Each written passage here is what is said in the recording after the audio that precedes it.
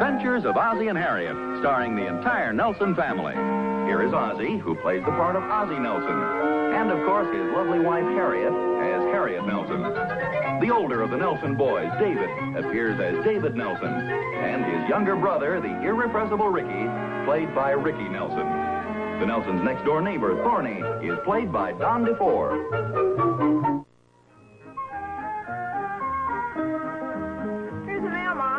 Thank you, dear.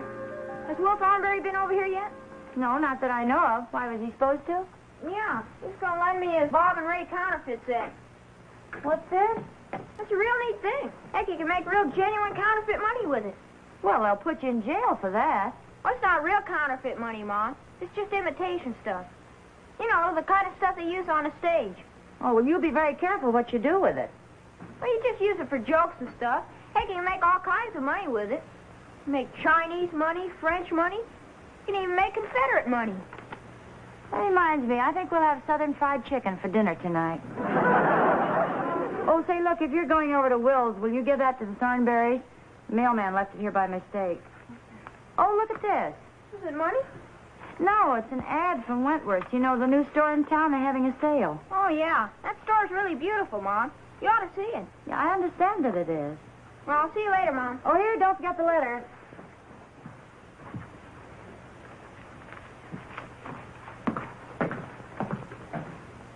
Oh, loafing on the job, hey? I sure am, and I'm getting some ideas here that may scare you, too. Now, wait a minute. Don't tell me you're going to cook us another Hungarian dinner tonight. No, I just been looking over this opening sales advertisement from Wentworth. Oh, yeah, they tell me that's quite a store. It looks like quite a sale, too. Listen to this. 10% off on everything from toothpicks to pianos. Oh, say, that's pretty interesting. After all, we could use a new piano. Ours is only 3 years old, you know, and a couple of the strings are out of tune. What's going on? You having a picnic in here? No, Dave, but I understand they're having one down at Wentworth's department store. Only the women are invited. That sure is a swell-looking store, though. Ricky did a real nice job. Well, what did Ricky have to do with it? He spent so much time down there watching them build it that they made him honorary foreman. Where is Ricky, anyway? Oh, he's over at Will Thornberry's. They're fooling around with Will's counterfeiting set. No.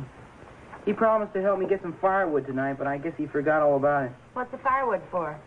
The school rally tomorrow night. We were going to have a picnic, but it got too cold, so we decided to have a bonfire instead. Our club was elected to get the wood. Dave? Yes, sir? Are you sure they're going to let you have a big bonfire like that? Oh, sure, Pa. We got permission. Now all we need is the wood. Well, that might not be so easy to run down at the last minute. Yeah, that's what I'm worried about, too. I'm chairman of the committee. Does anybody want any money? Well, you're back pretty quick. Yeah, that machine of Will Thornberry's is really great. I hate to change the subject, old boy, but did you forget you're supposed to help me collect some firewood today? How about that? I guess I did forget. Come on, let's go. Okay. Hey, wait a minute, Rick. What do you got sticking out of your back pocket? Looks like the afternoon mail. Oh, yeah. Mom asked me to take these over to the Thornberry. Wait a minute, come back here. I didn't say anything of the kind. I told you to take one letter over to the Thornberrys. Yeah, I guess you're right. Because I'm a little mixed up. Well, look, here, I'll take the letter, son. Look, Ricky, you're a part of our family. You accept the advantages of being one of the members, so it's up to you to accept a few of the responsibilities, too. I must admit you're right. And I'm not just saying that because Christmas is almost here. Your father's right. You show plenty of initiative about other things like Will's counterfeiting set. Let's have a little interest in things around the house. Okay, Mom. Come on, Ricky, let's go. Okay. Mom and Pop are just smoothing out a few of my rough edges. If you ask me, they're too late. Oh, hey, here's a letter from Thorny. Oh, I know. I asked Ricky to take that over to them. The mailman left it here by mistake. No. I know about that one. I mean, this is a letter from Thorny to me. Oh, for goodness sake. Sometimes he acts like a big kid. Here, read this. I'm tired of hearing you complain about my not paying off on the Rutgers-Princeton football bet. Since you're so impatient, here's the $5. Oh, wait a minute. I thought Princeton beat Rutgers. Well, not in 1948. That's the year we made the bet. Well, at least he's paying off. Well, yes, but look what he paid me with. Confederate money, and counterfeit Confederate money at that. He attaches a little note. Hang on to these, Oz. The South will rise again. Signed, Jefferson Davis Thornberry. Oh, look, here's another letter from Wentworth's department store. They must really like us. Oh, it's probably another advertisement for their opening sale. Oh, no. Apparently the Thornberrys are opening up a charge account down there, and they've given us as credit reference. Well, that's thorny for you. He owes me a football bet for about 5 years, pays me with counterfeit money, and then gives me as a credit reference. Here, let me see it. Do you think this man is a good financial risk? Yeah, I just got a fiendish idea. I don't like the gleam in your eye. I'm going to answer some of these questions honestly. Would you consider this man a good financial risk? Definitely not. Let's see, there's another thing I think they should know about. He has an illegal source of income, this Confederate money. You're not going to mail that, are you? Oh, no, of course not. I'm just going to kid him along a little.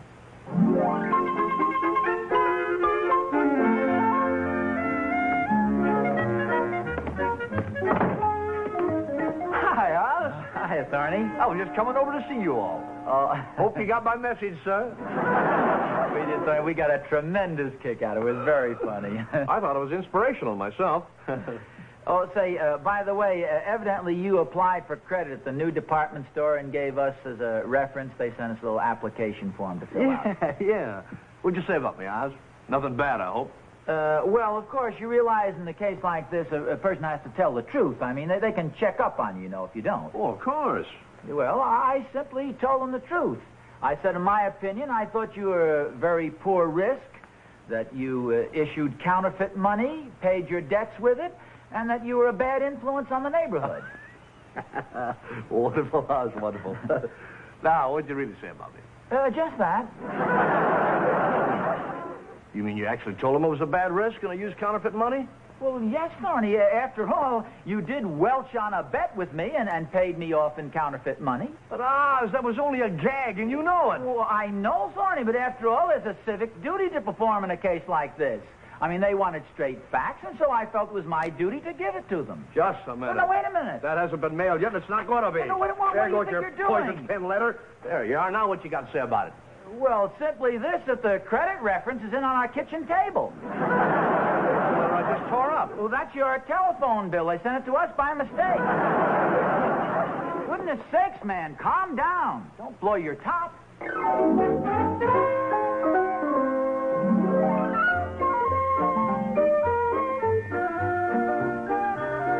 Oh, Harry, there you are. The gag was terrific. You mean about the credit reference? Oh, Thorny really went for it. Oh, I hope he didn't take you too seriously. Are you kidding? He tore up his phone bill. He thought that was a letter to the department store. He still thinks I'm going to mail it. Oh, Ozzie, it seems like an awful dirty trick to play on him. Well, are you kidding? He'd do the same thing to me if he had the chance. Poor Thorny. You know, it went over so big, I think I'll take the real letter out there and tantalize him a little more. Oh, great. And you were calling him childish. Harriet? Uh-huh. What did you do with the credit reference? I left it on the kitchen table, right in the envelope. Well, if you left it there, dear, it must still be there.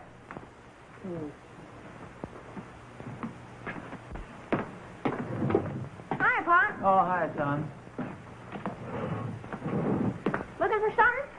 Yes, something very important. It wouldn't happen to be a letter, would it? Well, yes, it was. A letter to the department store. Did you see it? Yes, sir. You forgot to mail it, so I mailed it for you. You really mailed it? Yes, sir. I did even better than that. I took it down to the store myself and delivered it in person. Thanks, son. Why did you do that? You told me to use my initiative. Well, I know. Don't mess around, boy. Yes, I know. Holy smokes, this is awful. Did I do something wrong, Pop?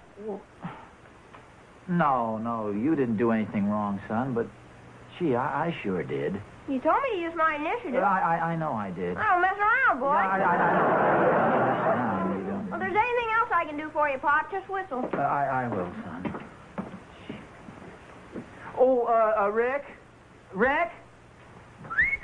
Yeah, Rick, there is something else you can do for me, son. I know this is a rather unusual request for your old dad to make, but I think it's fitting to the occasion. I wonder if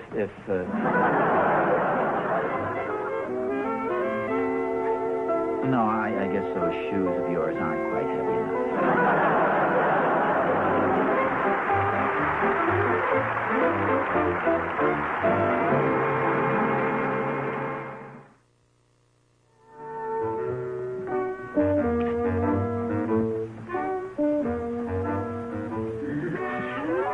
Yes, may I help you? You're the credit manager, I assume? That's right. Won't you sit down? Yes, thank you. My name is Nelson, Ozzie Nelson. How do you do? I assume you're here to open a charge account at the store. No, it's my neighbor who wants to open the charge account. He listed me as reference. Oh, then you've mailed in the reply? Yes, that's what I wanted to speak to you about. A rather humorous situation has developed. See, my neighbor is a bit of a practical joker. He pays his debts in counterfeit money. Not exactly counterfeit money. I mean counterfeit money, if you know what I I'm not so sure that I do. mean. Well, I'll explain that later. At any rate, he's applied for credit here at the store. Wait just a minute now. You say this friend of yours who's a counterfeiter is asking for credit?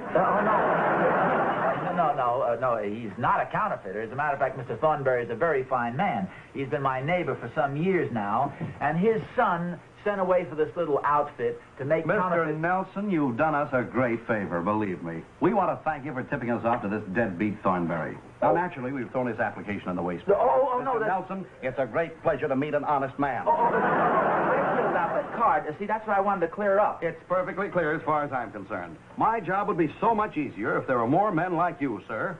I wonder if the police shouldn't know about this. No. If you'll just let me explain. This whole thing is a joke. A joke? Yes. You see, Mr. Thornberry is a fine man. He's a good friend of mine. I didn't mean anything I put down on the card. I think I understand what's bothering you, Mr. Nelson. Obviously, a man of this type could be dangerous. However, all the information you've given us will be held in strictest confidence.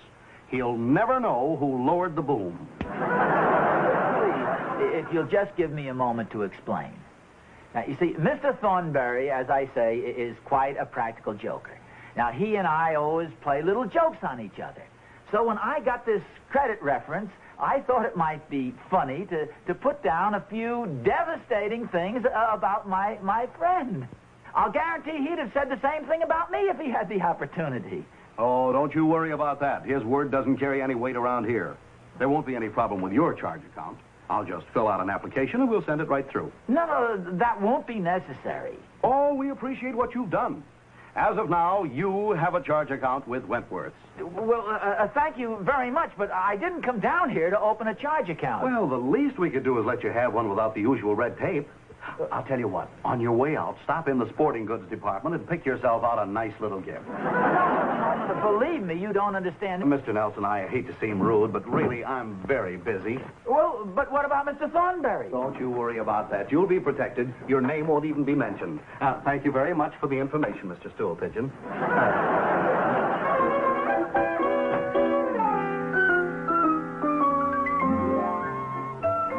Not at all, huh? Oh, I got a little wood, but not very much. Okay, you guys keep looking.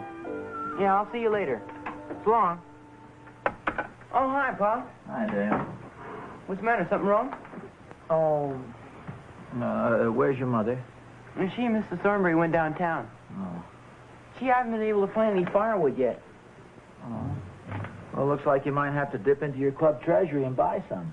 And we spent all the money from the party fund. Oh, you have a party fund? Yes, sir. We split the treasury into 3 funds. The party fund, the recreation fund, and the athletic fund. We spent the party fund on a big party we had last month. Oh. Well, maybe you can borrow some for the recreation fund just as once. We spent the recreation fund on the party, too. We figured the party was recreation. Oh. Well, that leaves the athletic fund then, doesn't it? Or does it? Well, that's just it. We spent the athletic fund on the party, too. After all, we did play games. Hi, David. Hi, Pop. Oh, hi, son. Here, help yourself. I've had plenty. Thanks, Pop. Where have you been? I've been outside getting some firewood for our party tonight. What do you mean, our party? You wouldn't have a party and not invite your old pal, would you, old pal? This party's just for the guys in our club and their dates. It just so happens that I'm available tonight. It just so happens I've got a date for tonight, too. Let me put it this way. You wouldn't have a party and not invite your old pal and his firewood, would you? Did you really find some firewood? I sure did, boy. I found plenty. I just used the old initiative. Now all I need is a hatchet. Oh, look, Ricky, if you're thinking of chopping down the elm tree, forget it. No, I really found a lot. Ricky, Yeah? how would you like to go to a party tonight? Hey, you really mean it? Sure, it's just like you said. I wouldn't have a party and not invite my old pal. And I don't have to sit out in the car this time? No, you can come inside with all human beings. You and your firewood are cordially invited to our party. Now, where is it? Well, come on outside. I'll show you. Oh, Pop, I forgot to tell you. Mr. Thornberry's looking for you. Ooh. Where is he? He's out in his front yard. Oh. I think I'll go out back for a while. Oh, there you are, Honest. Looking all over for you. Well, I was going to stop over to your house tomorrow or the next day. I wanted to see about that credit reference you wrote. Oh, well, Thorny, surely you know I didn't mean any of that stuff. I mean, I think you're a wonderful guy. Yes, that's true. I couldn't ask for a finer neighbor. Okay, Oz, I can take the hint.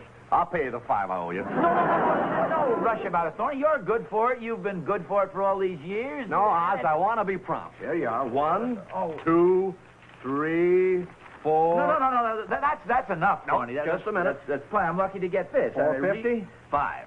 Real There you are. money. Gee, thanks a lot, Thorny. You didn't need to rush this like this, really. Now, Oz, what were some of those things you said in the credit reference? Oh, well, you know I was only kidding about that stuff. I didn't mean any of it. Wait a minute. What were some of those flattering things? No. Deadbeat, welcher, untrustworthy. You know, if somebody actually read that stuff, they would think it was a bad credit risk. Oh, gee, it's lucky you have such a wonderful sense of humor, Thorny. I mean, actually, I didn't mean to mail I mean... What do you mean? Sit down, Thorny, but start laughing again. Oz, tell me something honestly. Did you mail the letter? Believe me, Thorny, it was an accident. I know it's a terrible thing, and I'll do anything I can to make it up to you. Here, take back one of the dollars. Oz, I couldn't think of it. No, I'm glad you mailed the letter. As a matter of fact, if you hadn't, I would have. What are you talking about? Oz, you see, this gives me an opportunity to play a dirty trick on my wife. I mean, not dirty trick, just a funny little joke. Well, I must admire you as a guy who likes to live dangerously. Come on out in the kitchen. I'll get you a little drink, and you can tell me all about it. Not a bad idea. Sit down, Thorny. Thanks. I have to hand it to you. You have a wonderful sense of humor. Now, what was this little joke you played on Catherine? Oh, well, this morning she mentioned she was going shopping with Harriet, so I told her to go on down to the new department store and take advantage of the big sale. I said, buy the place out and charge it. Get that, Oz? Charge it? It's too bad it's such a poor credit risk. Oh. Oh, Thorny, that's an awful dirty trick to play on Catherine. I mean, the poor girl will go down there and try to buy a few things, and they tell her she has no credit. Wait a minute. Holy smoke, Oz!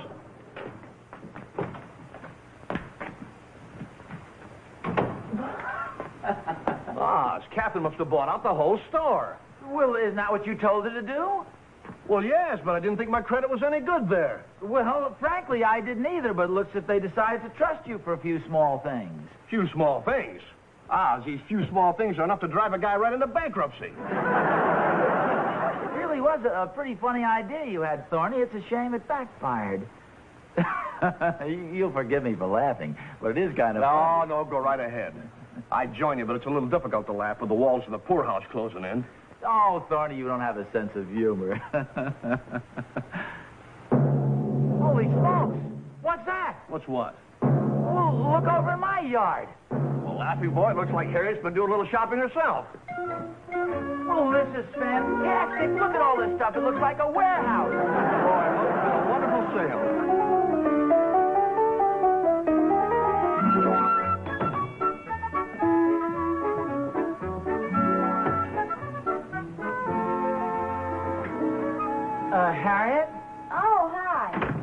Ricky, Catherine and I had the best time down at the store today. Yeah, so I noticed. You kind of lost your head, didn't you?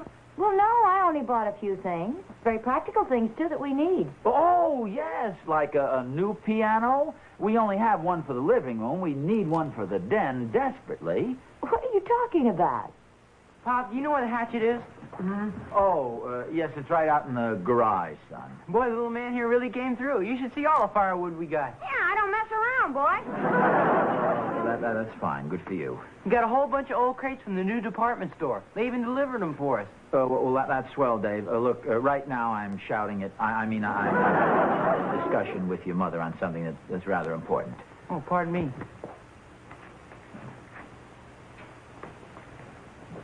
Wait, what did you just say, David? I said, oh, pardon me. Did you say that those crates outside are empty and the department store gave them to Ricky? Yes, sir, for a bonfire. Oh, congratulations, boys. Oh, thanks, Pop. Wonderful, fine. Come on, Rick, let's chop them up. What's the matter, dear? Nothing, Harriet, just a mild case of shock. I saw those big crates outside, and I thought you'd gone on a buying spree. So that's it. Well, you can relax. I bought a very inexpensive dress. Oh, this is a dress? Well, of course, it's the sort of a dress you should wear a hat with. Oh. Well, a hat and a dress. I'll settle for that. Well, of course, I knew you wouldn't want me to go barefoot.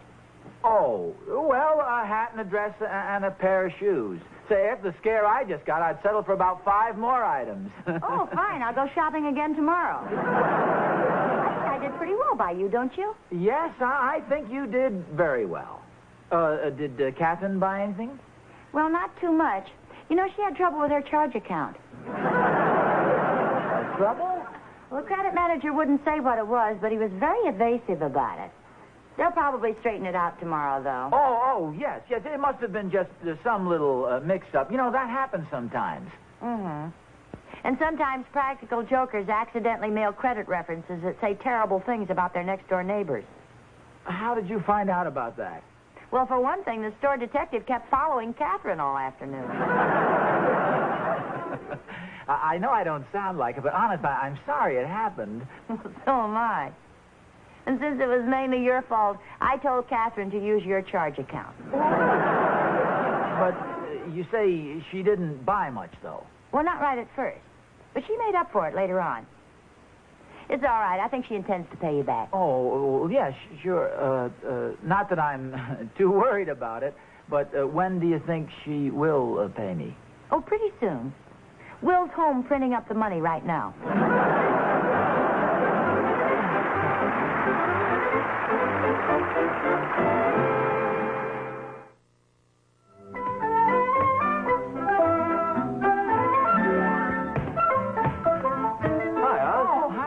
I've been looking for you. Where have you been? Down at the new department store. I called and made an appointment with a credit manager. I figured I better get this charge account business straightened out right now. Yeah, that's a good idea. How'd you make out? Oh, fine. I think everything will be okay now. Oh, good. You explained what happened. Oh, sure. We had a nice chat, and the 4 of us had a great big laugh. Oh. What do you mean, the 4 of you? Well, myself, the credit manager, and the 2 policemen he called in.